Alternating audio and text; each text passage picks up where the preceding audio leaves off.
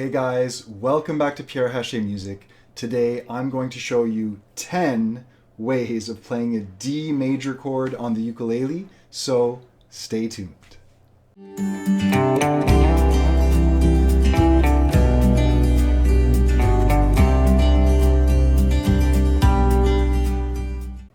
Now I know what you're thinking, 10 voicings of the same chord is a little excessive, and I agree. It's a lot of ways to play a D. You don't need to know all of these, but what I would suggest is grab your ukulele and play along and find the 3 or 4 voicings that really work for you and that you might find yourself applying in songs. You should know at least a few of these. So bear with me, try these out. They're a lot of fun. It'll be good dexterity exercises and barring exercises for some of these, and some of these will be familiar to you, but play along, try them out, and let me know which ones are your favorites. I'll also link below to more chord variation videos. Be sure to check those out. My most popular one is variations of the B minor chord, so be sure to check it out after you watch this one. I'll start with a few barred variations of the D chord, and then towards the end I'll get to some more familiar versions, ones that you're surely already aware of, and at the end of the video I'll let you know my 3 favorite ways of playing a D chord. So this is a common way of playing a major chord. It's a bar here at the 5th fret for D. We're barring the 2 bottom strings.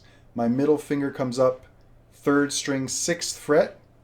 Okay, this is a little tricky, and then my 3rd finger comes up at the 7th fret. So this little barred shape is a beautiful way of playing a D chord, and it is a bar shape you should try to get familiar with. Often you'll find it for a B flat. In the 1st fret, that would be a B flat chord. So this is a movable shape. Okay, quick side note, check it out. B flat, 1st fret, 2nd fret, B, 3rd fret, C, okay, etc. The 5th fret would be a D chord. Right? So if I do the 4th fret, that would be a D flat or a C sharp chord. Okay, without getting into the details there, just know that this shape is movable, and depending on what fret you are, it has a different name. Okay, 3rd fret is C, 1st fret is B flat, and again the 5th fret, like in the diagram, this is a great way of playing a D major chord. So a nice little variation of this one is if I remove the bar and only play the top 3 strings. This is a little easier. You may not be aware of this, but if I strum it open like that, without barring, I let the 1st string ring, that's also a D major chord. So this is a little easier and sounds great. So another barred variation of D would be to bar the 2nd fret entirely, and then I add my pinky here at the 5th. This way sounds great. You get the high note with the pinky, but you really got to squeeze that 2nd fret to get all the notes to ring. You might want to work on that. Dig in. Okay, I'll link below to an excellent bar chord exercise that can really help build up the strength to do this. But this is another voicing you'd want to get used to, and that's a nice bar chord shape for D. Okay, so I'm going to skip up the neck now to the highest voicing that I'll show you guys today. This one's a little interesting. What you're going to do is put your index on the 3rd string of the 9th fret. 9th fret here. And then my middle finger, 2nd string, 10th fret. That should be on a dot if you have a dot at that point. And then my 3rd finger comes up 11th fret on the 4th string up above. Okay, a bit of a funny voicing at first, but sounds beautiful. I like strumming this one up because then you get the high note at the top. But this is a clever little voicing for a D chord. There's some other more finicky ones up here. I'm not going to get into them. They're tricky to play. I find them awkward. But this way isn't too bad, and it's a nice one to know. I'll show you one more voicing that's a little more high-pitched, and then we'll get to the more familiar open voicings. And there's a few interesting variations there too. So for this one, we're going to press the 7th fret on the 4th string, and then 3rd finger comes here to the 9th. Pinky on the 10th, where the dot is, and then 3rd finger below on the 9th as well. So these 3 fingers are kind of making like a G shape, and then my index again is at the 7th. This is a beautiful sounding voicing, so reminiscent of the G shape with these 3 fingers, and then index comes up at the 7th. Check out the diagram, it'll help, but this is a nice voicing to understand and try.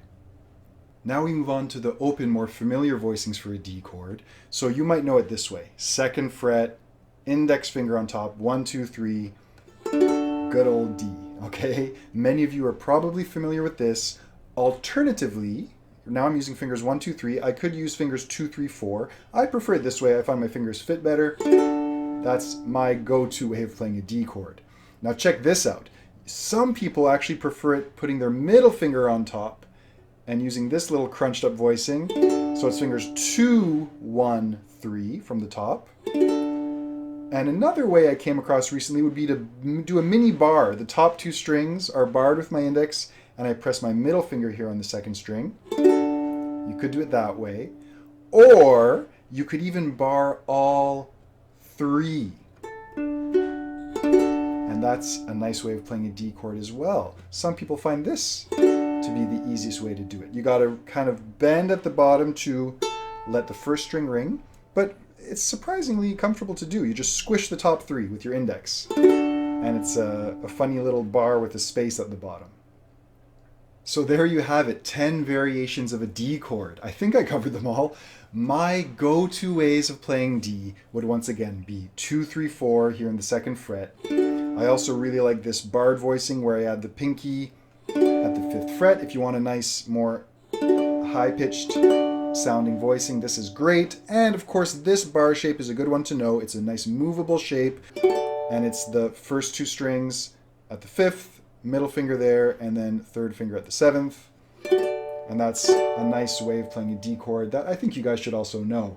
So try all these out, have fun. Let me know in the comments which ones are your favorites, which ones are new to you that you might apply and add to your repertoire of voicings that you know.